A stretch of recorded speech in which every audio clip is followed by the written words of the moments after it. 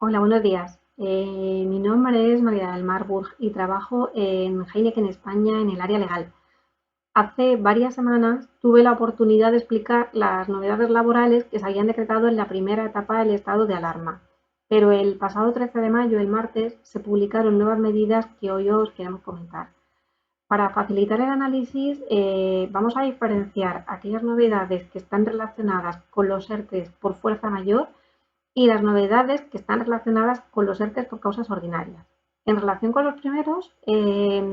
la principal novedad que se introduce es la redefinición de las situaciones de fuerza mayor total y fuerza mayor parcial, de forma que se establece que se mantendrá en situación de fuerza mayor total aquella empresa que tuviese aprobado un expediente de regulación temporal de empleo en los términos que ya explicamos anteriormente, es decir, por los efectos provocados por COVID-19. Además, se determina que estos expedientes podrán aplazar sus efectos hasta el 30 de junio de 2020, siempre lógicamente que permanezcan las causas que lo justificaron, que recordamos son causas que están directamente relacionadas con COVID y que se referían a suspensión o cancelación de actividades, limitación de movilidad de personas, cierre temporal de locales, restricciones en el transporte, situación de contagio de plantilla, aislamiento o falta de suministro. En definitiva, se prorroga el efecto de los ERTEs de manera que se desvincula su duración a la del estado de alarma. Y por otra parte, también se prorrogan sus efectos en materia de cotización a los meses de mayo y junio. Esto significa que para las empresas que a 29 de febrero tuvieran una plantilla inferior a 50 trabajadores, seguirán exoneradas de pagar la aportación empresarial a la Seguridad Social, y aquellas que tuviesen 50 o más trabajadores solo tendrán que pagar el 25% de la cuota. A los trabajadores también se les mantienen las garantías que se les habían reconocido anteriormente, básicamente reconocer la prestación de desempleo independientemente de su periodo de carencia. Y luego, como adelantaba al principio, se introduce la novedad de que las empresas que tuviesen aprobado un ERTE por fuerza mayor y recuperen parte de la actividad pasarán a estar en situación de fuerza mayor parcial, que también podrá extender los efectos hasta el 30 de junio de 2020. La transición a este tipo de expedientes requiere dos trámites. Que se comunique a la autoridad laboral la renuncia total en su caso del proceso anterior en el plazo de 15 días desde la fecha de efectos de aquella, y la comunicación previa al Servicio Público de Empleo de las variaciones de datos, ya sea respecto a la totalidad o a parte de la plantilla, y en relación al número de personas afectadas y al porcentaje de actividad parcial de la jornada individual. Los efectos de la fuerza mayor parcial van a diferir o difieren de los de la fuerza mayor total, porque aunque se mantiene cierta exoneración en la cotización a la Seguridad Social, los porcentajes varían y además establecen en tramos progresivos en función del volumen de plantilla de la empresa y también en función a la afectación o no del colectivo concreto. Es decir, aquellas empresas que tengan menos de 50 trabajadores tendrán un porcentaje de exoneración de cotización en mayo del 85% para aquellos trabajadores que hayan iniciado la actividad y del 60% para aquellos trabajadores que permanezcan afectados por el ERTE. Y para el mes de junio será del 70% y del 40% respectivamente. Y por su parte, aquellas empresas que tengan una plantilla superior a 50 trabajadores tendrán un porcentaje de exoneración inferior, que en mayo será del 60% para trabajadores que inician actividad, 45% para los que permanezcan afectados y en junio será del 45 y 30% respectivamente. Con independencia de todo esto, debemos aclarar que hay una serie de medidas comunes para ambos expedientes, ya sean por fuerza mayor total o por fuerza mayor parcial, que consisten básicamente en que las empresas que quieran aplicar este tipo de exenciones deberán comunicar previamente a la Tesorería General de la Seguridad Social la situación de fuerza total o parcial, las personas afectadas y el periodo de suspensión de los contratos. Y para ello,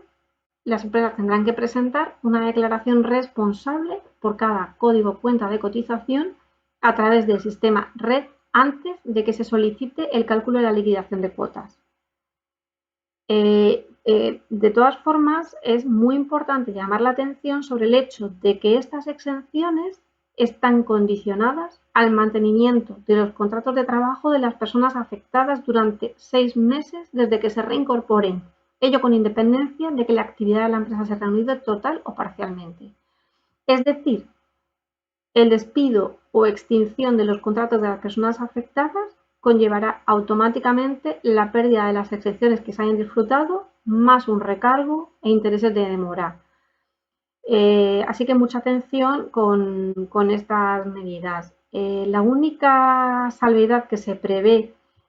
para esta condición es que la extinción del contrato o de los contratos se produzca por una serie de causas que vienen muy delimitadas, como son el despido disciplinario que se declare procedente, la dimisión, muerte o jubilación, la incapacidad ya sea permanente, total, absoluta o la gran invalidez, la interrupción del llamamiento de los trabajadores fijo discontinuos o la finalización del tiempo convenido o acordado para contratos temporales o la finalización de la obra o servicio. Sí es cierto que se introduce como novedad una referencia a que se valorarán las características específicas de los diferentes sectores, la normativa laboral aplicable y la especificidad de aquella empresa que presente cierta variabilidad o estacionalidad en el empleo. También se dice claramente que no se va a aplicar esta restricción a cualquier empresa que tenga una situación de riesgo alto de concurso de acreedores, pero en general esta premisa no está todavía ni concretada ni definida, habrá que ver cómo se desarrolla. Y una vez analizadas las novedades que afectan a los ERTE por fuerza mayor, vamos a hacer una muy breve referencia a aquellas medidas que se han introducido para los ERTE por causas ordinarias, que básicamente son dos. Por una parte, se establece que aquellos que ya se hubiesen presentado antes del 12 de mayo podrán prorrogar los efectos de la misma forma, es decir, en los mismos términos y con la misma duración que ya se había planteado inicialmente. Y para los ERTE que se presenten a partir del 12 de mayo y hasta el 30 de junio, se permite que se beneficien del procedimiento simplificado que ya se haya establecido para este periodo de situación extraordinaria de COVID-19, que básicamente, recordamos, implicaba una mayor agilidad y facilidad para la constitución en el trámite de constitución de la comisión negociadora y la emisión de un informe potestativo por la Inspección de Trabajo. Y se aclara que estos ERTE se pueden presentar o bien mientras está vigente un ERTE por fuerza mayor, o bien una vez que haya finalizado este, y en este último caso se permite que los efectos del ERTE por causas ordinarias se retrotraiga, se adelante a la fecha de finalización del ERTE por fuerza mayor. Para finalizar, dos últimos comentarios sobre dos capítulos fundamentales que tienen especial relevancia en el contexto en el que nos encontramos. Por una parte, en materia de protección por desempleo, hay dos medidas especiales.